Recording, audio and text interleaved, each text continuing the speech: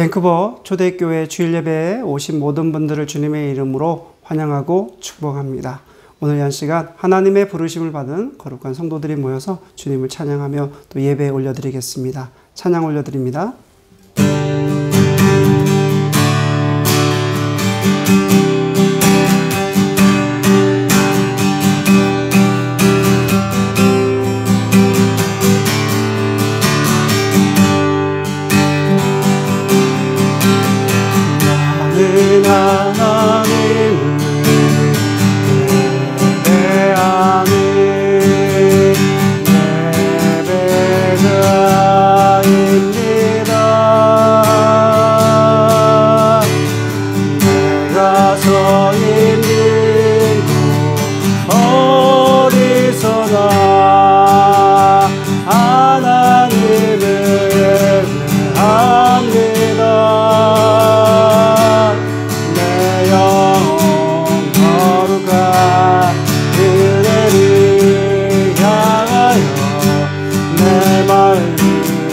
완전한 하나님 향하여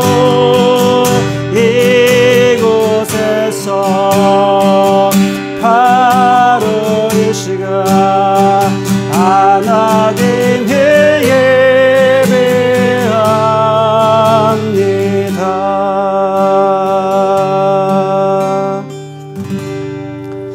하나님 아버지 감사합니다. 저희에게 귀한 날을 허락하여 주셔서 주님께 예배드리는 시간을 허락하여 주셔서 참으로 감사를 드립니다. 오늘 이 한 시간 하나님께 이 시간을 구별해서 찬양과 경배와 영광을 올려드릴 때 주께서 이 예배를 받아주시고 오늘 이 한 시간에 성령님께서 주시는 기쁨으로 가득 넘치게 하여 주옵소서. 감사드리며 예수님의 이름으로 기도드립니다. 아멘. 이 시간 우리가 하나님께 찬양을 올려드릴 때 기쁜 마음으로 감사한 마음으로 찬양을 올려드리겠습니다.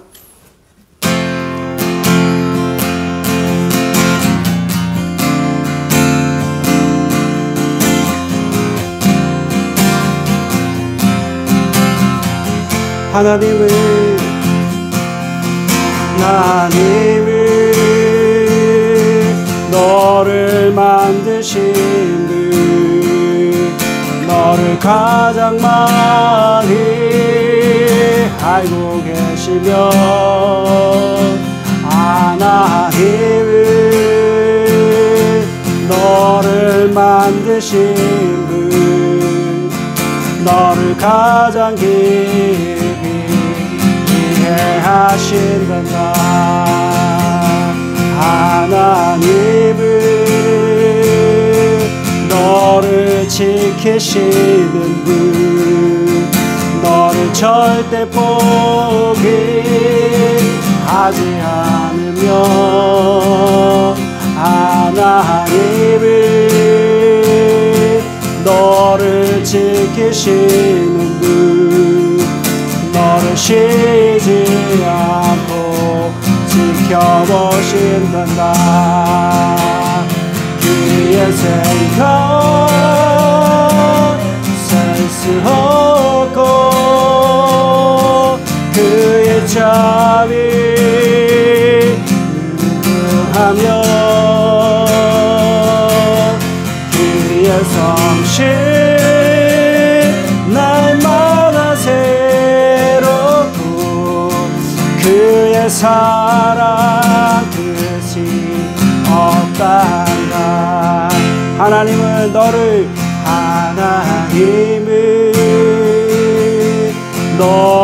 원하시는 분 이 세상 그 무엇 그 누구보다 하나님은 너를 원하시는 분 너와 같이 있고 싶어 하신단다. 하나님은 너를 인도하는 분 광야에서도 폭풍 속에도 하나님은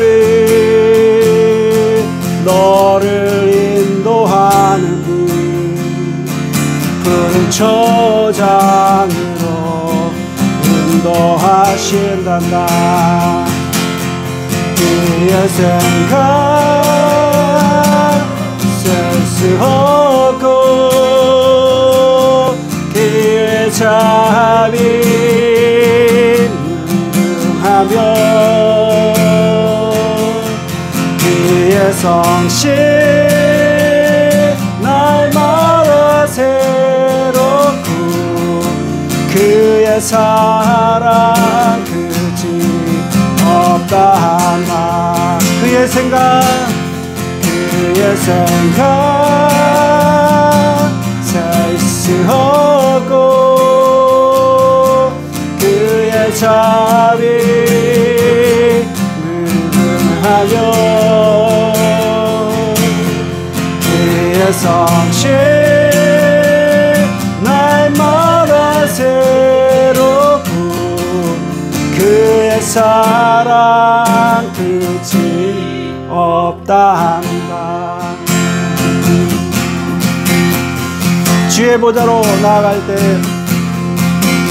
주의 보좌로 나아갈 때 어떻게 나가야 할까?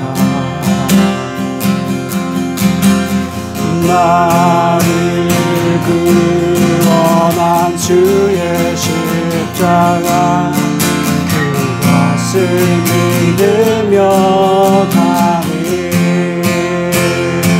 주의 보좌로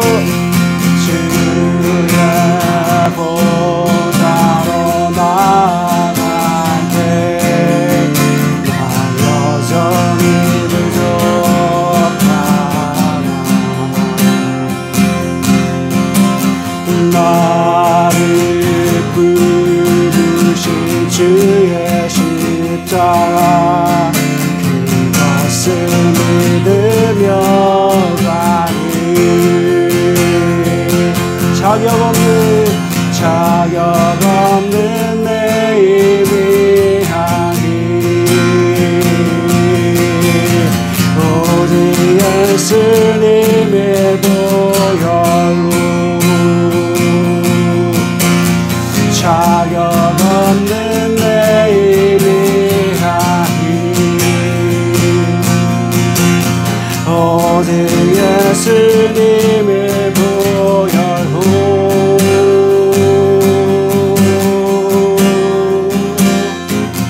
십자가의 보혈 완전하신 사랑 힘입어 나갑니다.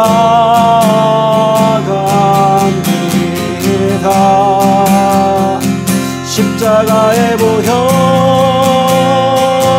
완전하신 사랑 힘입어 예배하. 십자가의 보혈 십자가의 보혈 완전하신 사랑 힘입어 나갑니다. 십자가의 보혈 완전하신 사랑 힘입어 예배. 우리 한 번 더 고백합니다. 십자가의 보혈 십자가의 보혈 완전하신 사랑 힘입어 나갑니다.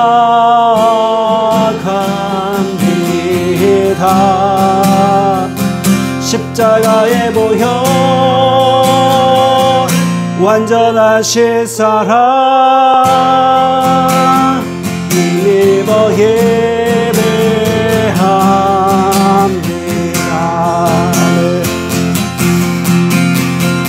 세상은 들고 세상은 들리고 사람들은 변하여도 나는 주를 섬기리. 주님의 사랑을 영원히 변하지 않네. 나는 주를 신뢰해. 오직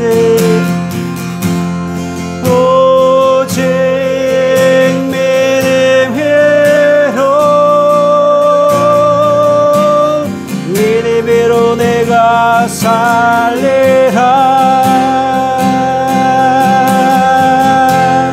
오직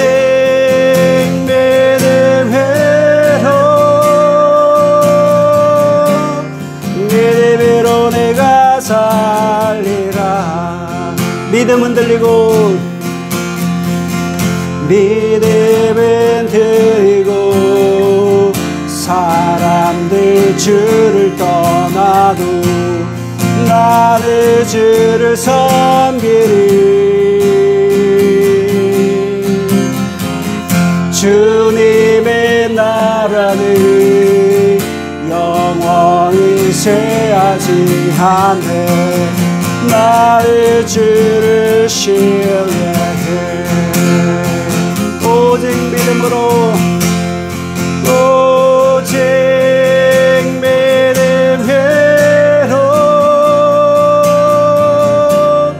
믿음으로 내가 살리라. 오직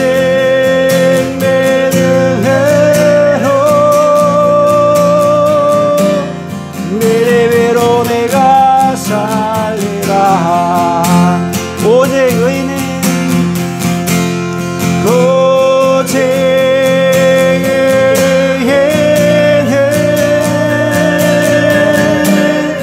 믿음으로 말미암아 살리라. 오직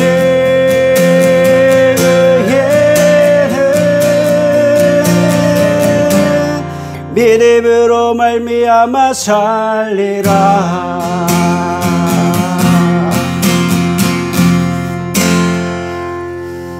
네, 다 같이 기도하시겠습니다. 은혜로우신 아버지 하나님 감사합니다. 저희에게 새날을 허락하여 주시고 또 부활하신 후에 첫 번째로 맞는 또 주일을 저에게 예배를 드릴 수 있도록 인도하여 주셔서 참으로 감사를 드립니다. 하나님께서 주의 성령님께서 오늘 이 한 시간에 내주하여 주셔서 하나님께 예배 드리는 모든 심령 가운데 주의 성령의 기름 부으심이 함께 하시고 오늘 이 한 시간 성령님으로 충만한 시간이 될 수 있도록 인도하여 주옵소서. 우리가 하나님께 드려지는 이 예배가 기쁜 예배, 또 하나님께서 받으시는 거룩한 예배가 되기를 간절히 원합니다. 주의 성령님께서 오늘 내주하여 주심으로 또 함께하여 주심으로 또 오늘 이 시간 가운데 정말 우리가 하나님께 예배드리는 참된 예배가 살아있는 예배가 될 수 있도록 인도하여 주옵소서. 하나님께서 세우신 이 교회를 주님께서 붙잡아 주시고 인도하여 주셔서 날마다 새로워지는 예배가 되게 하시고 교회가 되게 하시고 또 성도들이 연합하는 귀한 교회가 되게 하여 주셔서 하나님께서 맡겨주신 그 사명을 잘 감당하는 교회로서 세워질 수 있도록 하나님께서 주의 영께서 인도하여 주옵소서. 각 성도들 가정마다 주님께서 함께하여 주셔서 하나님 이 어려운 시국에 우리가 실망하지 않고 낙심하지 않고 하나님 말씀에 순종하면서 갈 수 있도록 하나님께서 모든 여건과 환경을 지켜주시기를 원합니다. 아버지께서 긍휼과 자비의 은혜를 베풀어 주셔서 우리가 정말 낙심하지 않도록 또 실망하지 않도록 하나님께서 늘 굳건하게 붙잡아 주시옵소서. 오늘도 이 한 시간에 하나님의 말씀을 기다립니다. 하나님의 말씀을 기다리는 하나님의 거룩한 성도들을 기억하여 주셔서 우리가 마음을 열고 주의 말씀을 청종할 때 주의 성령님께서 내주하여 주시고 또 하나님의 말씀이 그 선포된 말씀을 바르게 들을 수 있도록 깨달을 수 있도록 주의 성령님께서 주장하여 주옵소서. 오늘 이 한 시간 시종일관을 주님께 의탁드리오며 예수 그리스도의 이름으로 기도드립니다. 아멘. 이 시간에는 하나님께 예물로 봉헌하는 시간입니다. 찬양을 드리시면서 하나님께 봉헌 올려드리겠습니다.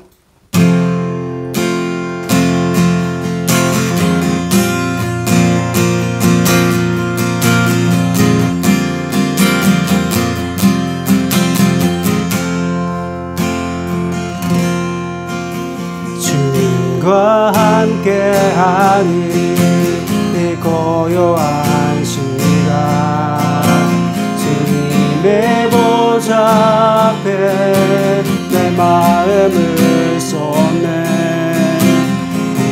모든 것 하시는 주님께 감출 것 없네.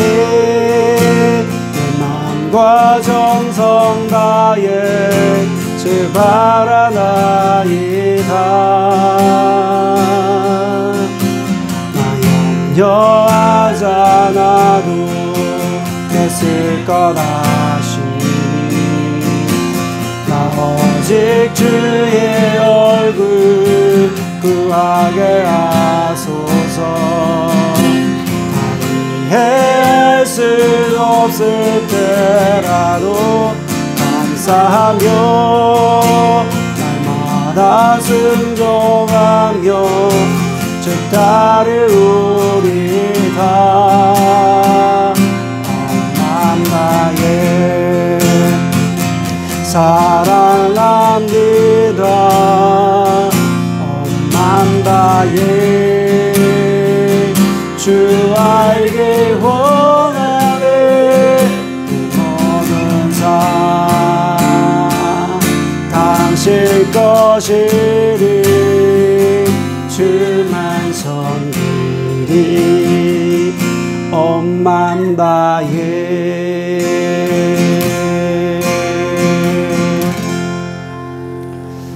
하나님 아버지 감사합니다.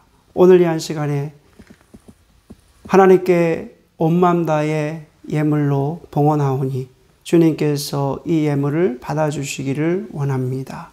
이 세상 살아가면서 우리의 삶의 자리를 지켜주시고 함께 인도하여 주셔서 너무나 감사를 드립니다. 하나님의 것을 구별해서 이 시간 하나님께 온전히 드리오니 아버지께서 받아주시고 우리가 이 땅을 살아가면서 어려움 당하지 않도록 주님께서 막아주시옵소서. 하나님의 거룩한 성도들이 주님께 온전히 봉헌할 때 하나님께서 기억하시고 큰 은혜로 부어주실 줄 믿습니다. 감사드리며 예수님의 이름으로 기도드립니다. 아멘. 하나님 말씀 보겠습니다. 하나님 말씀은 요한복음 20장 19절 말씀부터 23절까지입니다. 봉독하겠습니다. 이날 곧 안식 후 첫날 저녁 때에 제자들이 유대인들을 두려워하여 모인 곳에 문들을 닫았더니 예수께서 오사 가운데 서서 이르시되 너희에게 평강이 있을지어다. 이 말씀을 하시고 손과 옆구리를 보이시니 제자들이 주를 보고 기뻐하더라. 예수께서 또 이르시되 너희에게 평강이 있을지어다. 아버지께서 나를 보내신 것 같이 나도 너희를 보내노라. 이 말씀을 하시고 그들을 향하여 숨을 내쉬며 이르시되 성령을 받으라. 너희가 누구의 죄든지 사하면 사하여 주실 것이요 누구의 죄든지 그대로 두면 그대로 있으리라 하시니라. 아멘. 지난 주일은 부활주일이었습니다. 여러분들은 부활주일 어떻게 보내셨습니까? 부활은 예수님의 사건만 아니라 오늘 이 한 시간에 또 온 인류 예배를 드리는 또 하나님께 거룩한 모습으로 서 있는 모든 성도들이 이제 부활하심에 참여하도록 일어난 사건입니다. 그리고 예수님의 우리가 부활에 참여할 때 하나님께서 주시는 선물이 있습니다. 여러분, 선물을 싫어할 사람은 없죠. 선물을 싫어할 사람은 이 세상에 아무도 없을 것입니다. 여러분들이 받았던 선물 중에 기억하는 선물이 있습니까? 저는 팬데믹 상황에서 하나님의 손길을 통해서 또 사람들의 감동을 또 하나님께 주시는 그 사람들의 어떤 감동을 통해서 많은 선물을 받게 되었습니다. 참 너무 감사하고요. 여러분, 하나님의 아들 예수 그리스도는 십자가의 죽음을 목표로 사셨습니다. 그래서 예수님의 사역은 처음서부터 끝까지 십자가로 죽으러 가셨다는 거죠. 그것이 예수님의 목표셨습니다. 이 땅에 오신 목표도 그것이었고 또 예수님께서 인류를 구원하시기 위한 그 목표는 바로 십자가의 죽음을 목표로 사셨다는 것입니다. 자, 그래서 이제 예수님께서 십자가에서 죽으심으로 인해서 죄를 완벽하게 해결하셨습니다. 그리고 죽음에서 3일 만에 부활하셨는데요. 자, 19절 말씀에 보니까요. 이날 곧 안식 후 첫날 저녁 때에 제자들이 유대인들을 두려워하여 모인 곳에 문들을 닫았더니 예수께서 오사 가운데 서서 이르시되. 요한복음을 기록한 요한은 정확하게 예수님께서 부활하셔서 있었던 사건들을 아주 정확하게 기록하고 있는데 19절 말씀에 보니까 예수님께서 부활하셔서 이제 자신들을 만나 주셨던 그때가 언제냐면 말씀에 보니까 안식 후 첫날이다. 그리고 저녁 때다. 이렇게 시간을 디테일하게 아주 정확하게 기록한 것을 볼 수 있습니다. 왜 요한이 이렇게 정확하게 시간과 때를 기록을 했을까요? 그것은 요한이 증인으로서 그 사건을 봤다라는 것입니다. 그래서 역사적인 사실이고 또 자신이 목격자임을 알리기 위해서 이렇게 디테일하게 기록한 것을 볼 수 있습니다. 오늘 본문에서는 부활하신 예수님께서 제자들에게 선물을 주시는데 어떤 선물을 주시는지 오늘 말씀을 통해서 한번 살펴보도록 하겠습니다. 자, 첫 번째 선물은 너희에게 평강이 있을지어다. 평강입니다. 자, 20절 말씀입니다. 너희에게 평강이 있을지어다. 예수님께서 십자가에서 죽으신 그 순간에 제자들 다 도망갔죠. 십자가에 못 박히실 다 도망갔습니다. 왜 도망갔겠습니까? 만약에 잡히면 자신들도 비슷한 처지에 있을 거라는 그렇게 생각을 했겠죠. 그래서 도망갔습니다. 제자들이 숨죽이면서 도망가서 이제 도망자의 신세가 되었고 또 그곳에 주님이 나타나신 거잖아요. 제자들이 만약 잡혀서 죽을 수도 있겠다라고 하는 그런 두려움에 떨었다는 거죠. 제자들이 두려움에 떨었다는 거죠. 그런데 예수님께서 두려움에 떨고 있는 제자들에게 나타나셔서 너희에게 평강이 있을지어다. 이렇게 말씀하셨다는 거예요. 그리고 나서 곧바로 예수님께서 손과 또 발과 이 옆구리에 받았던 그 못자국을 제자들에게 보여주셨습니다. 그런데 여기서 평강이 있을지어다. 평강이 있을지어다. 여러분, 평강이라는 말은 샬롬이잖아요. 샬롬이라는 말은 우리가 인사말이죠. 히브리어로 인사말인데 여기서 인사말 정도가 아니라 샬롬 자체, 정말 두렵고 떨리고 정말 숨어있는 그 제자들에게 예수님께서 나타나셔서 평강이 있을지어다. 이런 말씀은 결국 평강이라는 말은 기쁨이 있을지어다. 이런 말로 우리가 해석할 수 있습니다.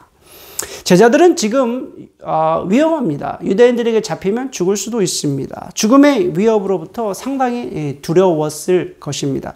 이제 두려움에 떨고 있는 제자들에게 예수님께서 선물을 주셨는데 그 선물이 기쁨이라는 거예요. 야, 얼마나 참 이 두려움 떨고 있는 이 제자들에게 주님께서 이게 평강이 있을지어다. 이제 기쁨의 선물을 주시거든요. 그러면 이 기쁨이 특별한 이유가 무엇입니까? 지금 제자들에게 있어서는 세상적으로 기뻐해야 할 이유가 아무것도 없어요. 무엇이 지금 기뻐할 이유가 무엇이 있겠습니까? 지금 무섭고 두렵고 떨리는 그런 상황인데 기뻐해야 될 이유가 무엇이 있겠습니까? 잡히면 죽을 수도 있고 또 자신의 민족에게는 버림을 받았고 또 유대인들은 자신의 선생님인 주님을 십자가에서 죽였습니다. 또 로마인들은 지금 자기들을 잡으려고 압박을 지금 가하고 있습니다.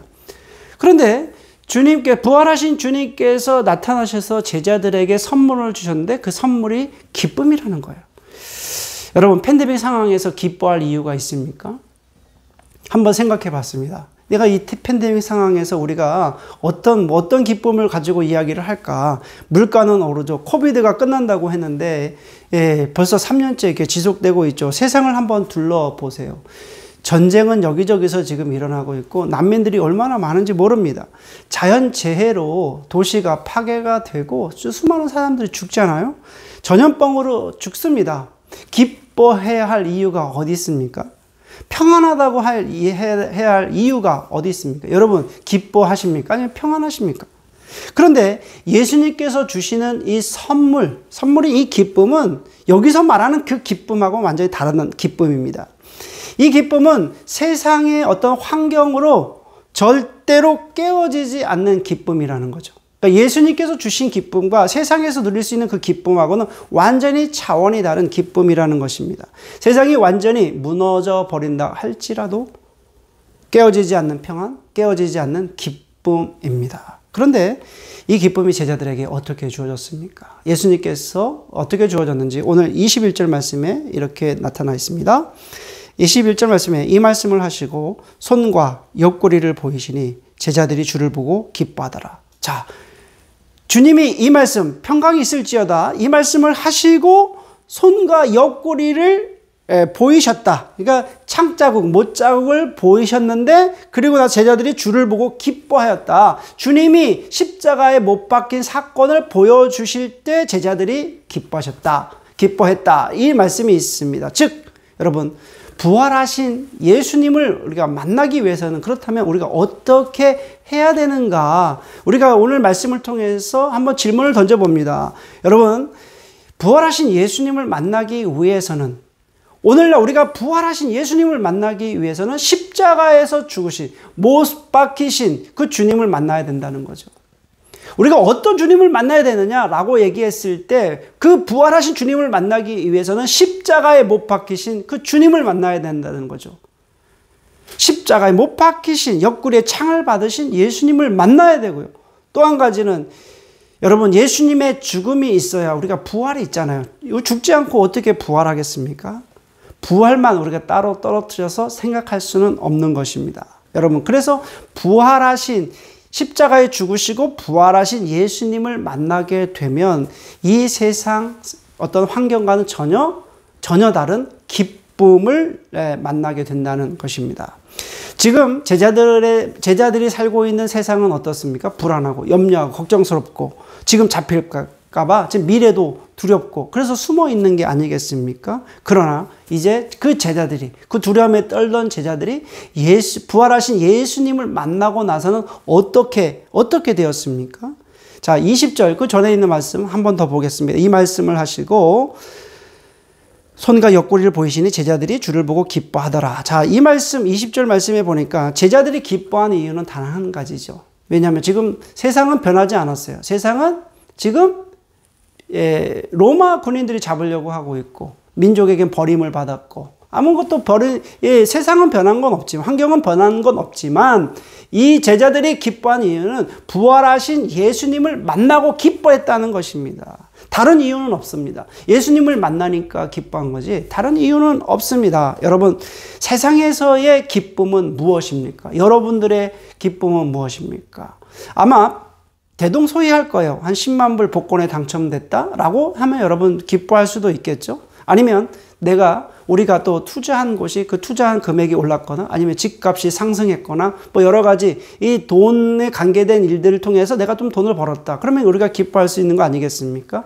부모의 입장에서는 자녀들이 조금 더 잘 되거나 아니면 좋은 대학을 갔거나 아니면 그 자녀들로부터 뭐 수입이 좀 있거나 아니면 자녀가 좋은 직장에 취직했거나 또 이런 것을 하면 우리가 좀 기뻐하겠죠. 또 여러분, 요즘 팬데믹 상황에서 여러분들이 하고 싶은 일들이 무엇입니까? 대부분 사람들이 팬데믹 상황에서 여행을 좀 가고 싶다고 그래요. 그러니까 여행을 좀 갈 수 있는 어떤 환경이 된다고 하면 대부분 좋아하고 기뻐하겠죠. 여러분, 누구나 기쁨의 순간이 좀 비슷한 것 같아요. 그러나 부활하신 예수님께서 제자들에게 말씀하신 평강의 기쁨은 세상의 기쁨이 아닙니다. 세상에서 지금 말하는 그런 기쁨이 아니에요. 여러분, 세상이 그런 기쁨이 아니라 예수님과 연합된 기쁨이에요. 예수님을 만나니까, 함께 하니까 하는 그런 기쁨을 말하는 거예요. 그래서 우리가 신앙생활하는 성도의 기쁨은 도대체 우리가 어떤 것을 우리가 기뻐해야 되느냐라고 얘기했을 때 주님과 날마다 친밀한 관계를 가질 때 주시는 그 기쁨을 우리가 의미한다고 볼 수 있습니다. 오늘 말씀을 듣는 모든 분들이 주님과 함께 교제함으로, 부활하신 주님과 함께 교제함으로, 연합함으로 기쁨을 누리시기를 주의 이름으로 축원해 올립니다. 자, 두 번째 선물을 보니까요, 예수님께서 두 번째 말씀하신 선물도 평강인데요. 자, 21절 말씀에 보니까 예수께서 또 이르시되 너희에게 평강이 있을지어다. 아버지께서 나를 보내신 것 같이 나도 너희를 보내노라. 예수님께서 또 이르셨어요. 그러면서 뭐라고 말씀하냐? 너희에게 평강이 있을지어다 또 얘기를 하시거든요. 2번 얘기하세요. 그리고 나서 아버지께서 나를 보내신 것 같이 나도 너희를 어디로 보내노냐? 세상에 보내노라 이렇게 말씀하시거든요. 자, 이렇게 아버지께서 나를 보내신 것 같이 나도 너희를 세상에 보낸다. 근데 그 전제가 무엇이냐면 평강이 있을지어다 말씀하시고 이제 세상에 보낸다 이렇게 말씀하시는 거예요.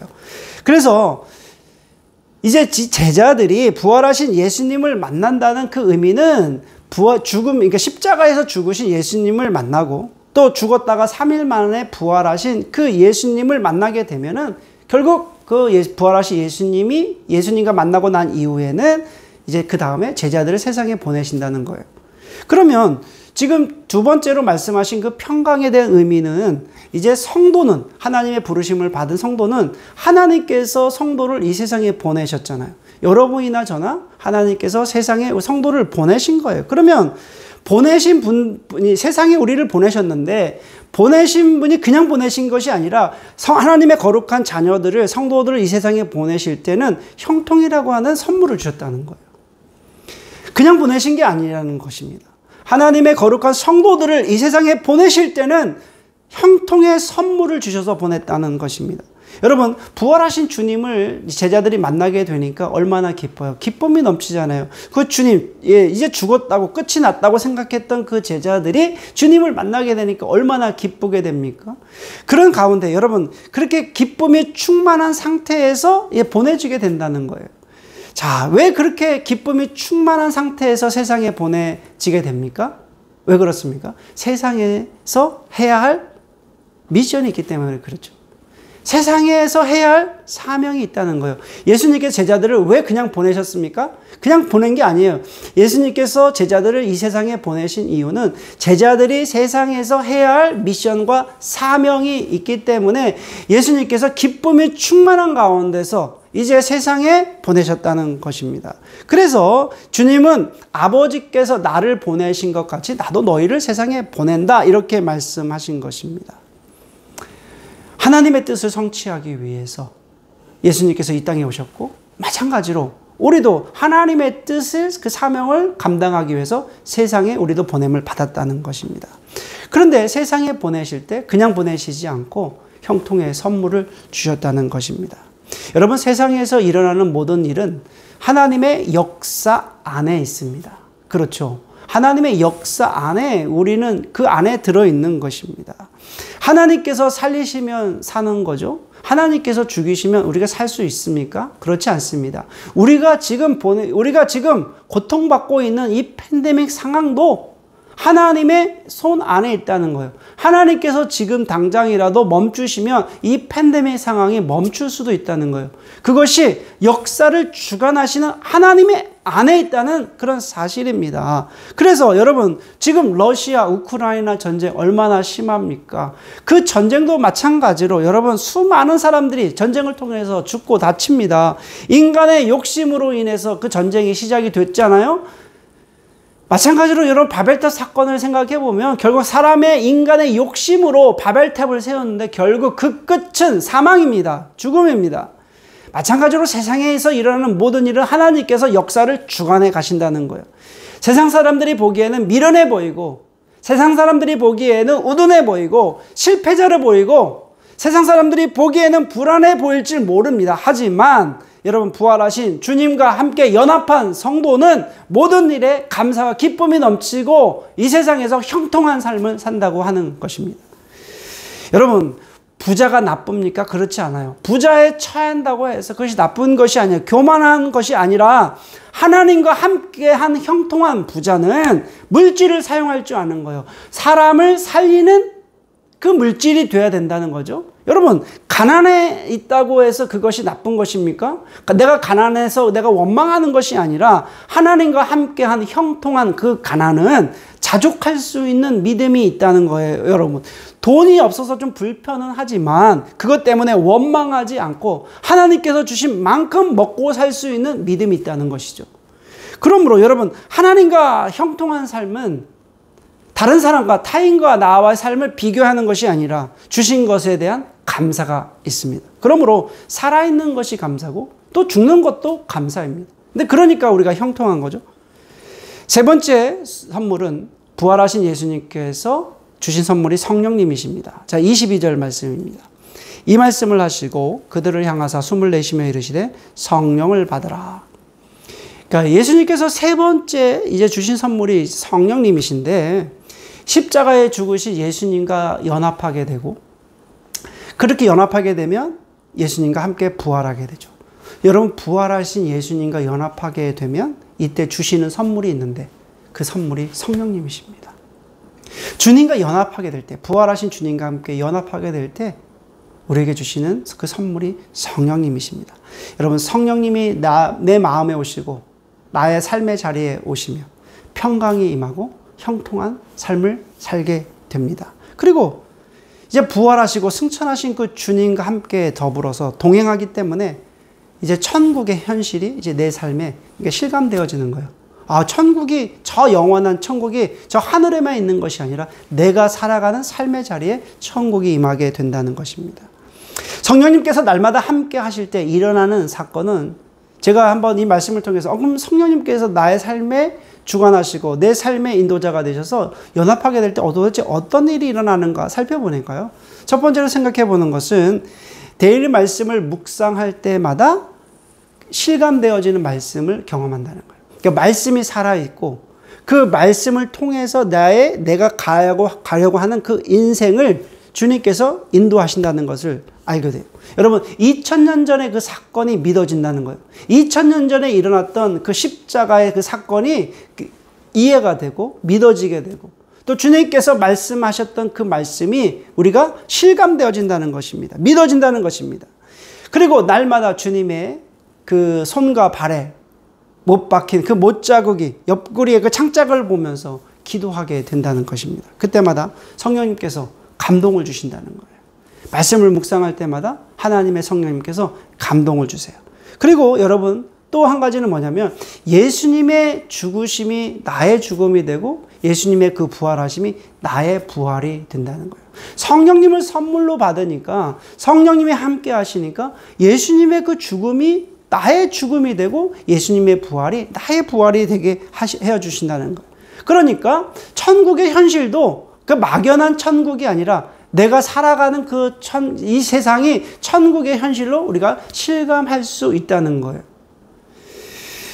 그리고 여러분 사는 것이 기뻐요. 사는 것이 기쁘고 날마다 기쁨과 감사, 행복이 넘치게 된다는 거예요. 그래서 기뻐하는 기도 제목이 많아져요.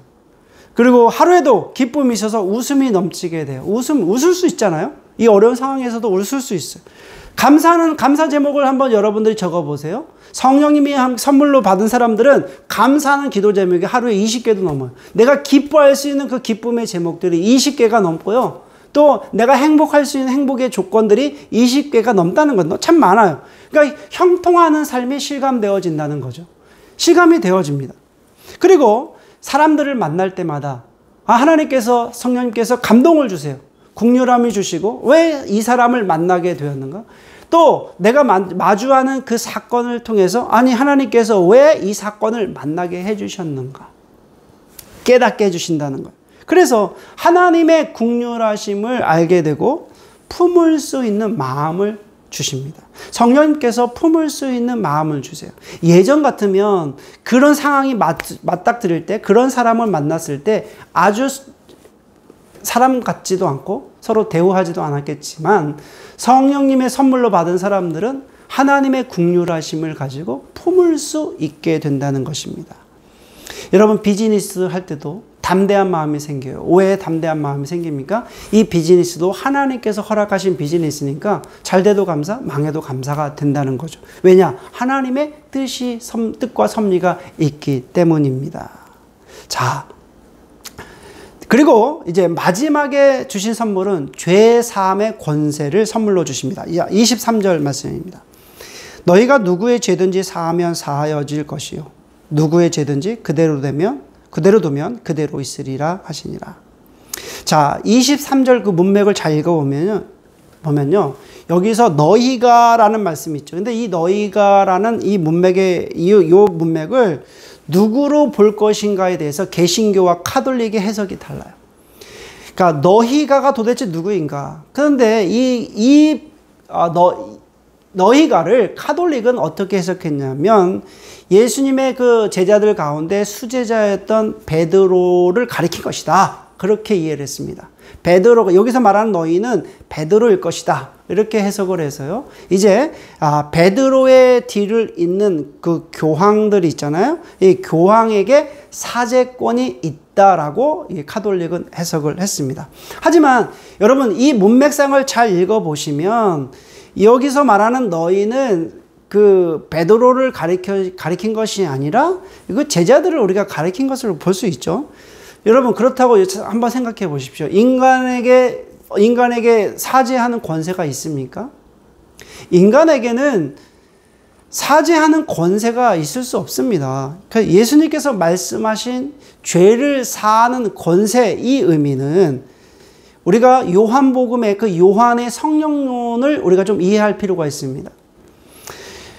요한은 성령님께서 인간의 내주하심을 강조해요. 성령 하나님께서 인간의 내주하셨다, 함께 하셨다. 참 이런 표현들이 많이 있거든요. 그래서 22절에 이제 성령님께서 내주하심을 강조하고 바로 이어서 23절에 지금 죄 사하는 권세를 지금 말하고 있거든요. 이것은 인간 스스로 죄를 사하는 어떤 권세가 있다는 것이 아니라 성도 안에 내주하시는 그 성령님께서 그 일을 하는 것으로 우리가 받아들여야 한다는 그런 해석이 있고요. 또 한 가지는 부활신앙과 복음 전파의 문맥으로 봐야 된다.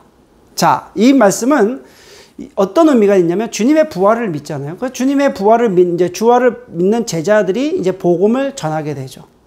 예수님의 제자들이 예수님의 그 부활 현장을 봤기 때문에 부활하신 예수님을 만났기 때문에 이제 복음을 전파를 하게 됩니다. 그러므로 제자들이 복음을 전할 때 그 복음을 예수님이 부활하셨다, 예수님 죽은 자 가운데서 부활하셨다라고 하는 그 복음을 전할 때 그것을 믿는 자들도 있었고 또 믿지 않는 자들도 분명히 있겠죠. 어떤 사람은 그래 나도 믿을 거야 라고 하는 사람도 있었을 것이고 또 어떻게 그것을 믿을 수가 있어 이렇게 부정하는 사람들도 있었을 것입니다. 그래서 믿는 자들에게는 죄사함을 얻게 되고 믿지 않는 자들에게는 죄사하는 것이 없다는 것이죠. 그래서 죄사하는 그런 어떤 권세 자체가 우리가 오해하면 안 돼요. 하나님의 어떤 권세에 있는 거지 인간에게 있다는 것이 아니라는 것을 우리가 오늘 말씀을 통해서 또 생각해 봅니다. 결론적으로 성도는 성령님께서 어떻게 인간의 성도에게 내주하시기 때문에 우리가 죄사하는 어떤 그 행위는 어떤 특정인이 아니라 어떤 베드로나 어떤 특정인이 아니라 모든 성도가 가질 수 있는 특권이라는 것입니다. 그 어떤 특권이냐면 성령님이 내주하시고 성령님이 함께 하시고 또 성령님이 인도하시는 그런 성도는 죄사함을 선포할 수 있다는 거예요. 여러분 자신이 전하는 복음을 듣고 또 그 복음을 받은 예수 그리스도에 대해서 십자가 복음을 전할 때 이제 자신의 그 이야기를 듣고 자신이 그 죄를 고백하고 예수님을 영접하고 받아들이게 된다면 그런 사람들에게 죄사함을 선포할 수 있다는 것입니다. 단지 우리가 여기서 조심하고 오해하지 말아야 될 것은 성도는 단지 선포자예요. 죄를 사하시고 용서하시는 분은 하나님이십니다. 우리 인간이 죄를 용서할 수는 없어요. 선포자일 뿐이라는 것을 여러분들 기억하시기 바랍니다. 그래서 우리는 만나는 사람들에게 복음을 전해야 되고 또 그들은 그 복음을 받아들이게 되고 예수 그리스도를 영접하게 되면 우리는 죄사함을 선포할 수 있다는 것이죠.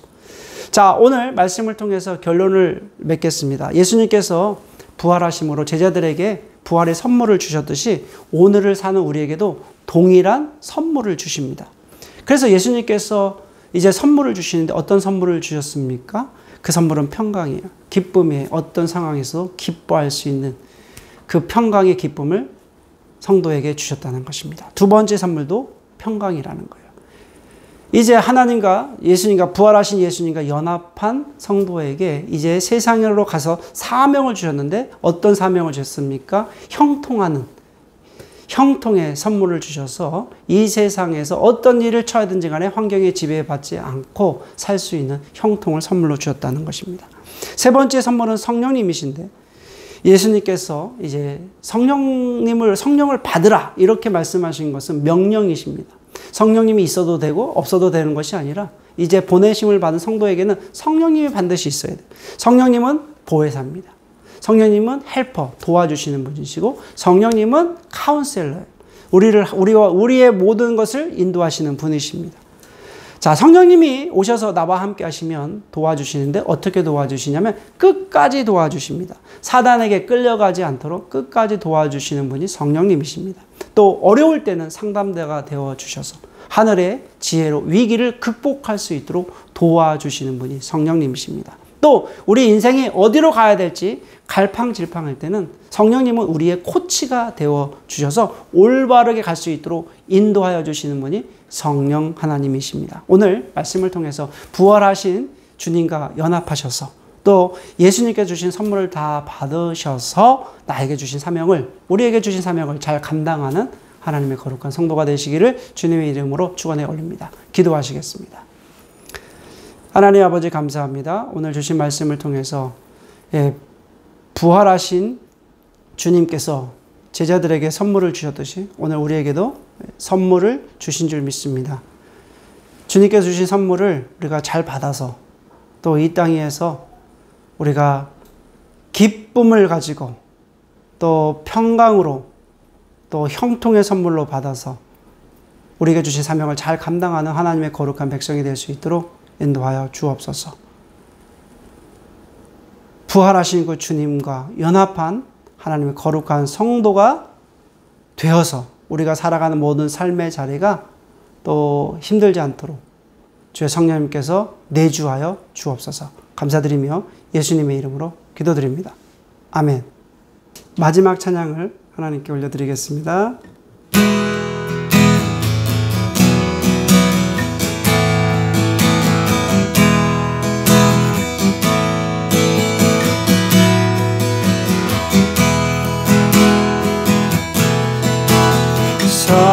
사랑이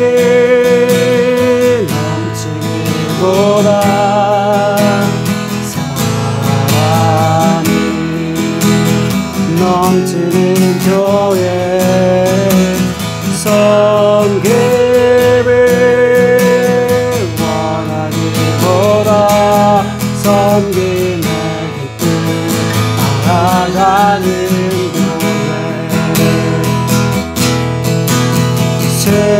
세상이 주목하기보다 주님이 주목하는 교회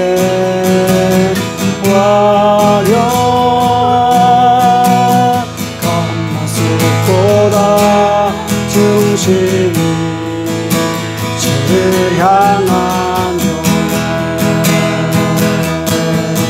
주님의 피로 사신 아름다운 교회 서로 사랑함으로 하나 되는 교회 주님이 머리 되신 거룩한 교회 우리 함께 만들어가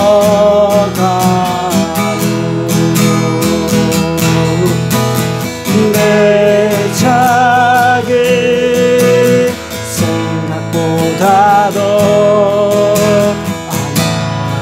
하나님의 소중함 많은 교회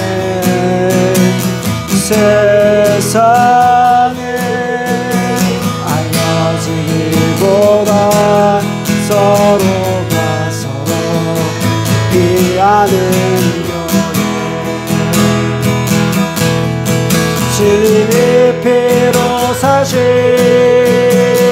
아름다운 교회 그를 사랑함으로 하나 되는 교회 주님이 머리 대신 거룩한 교회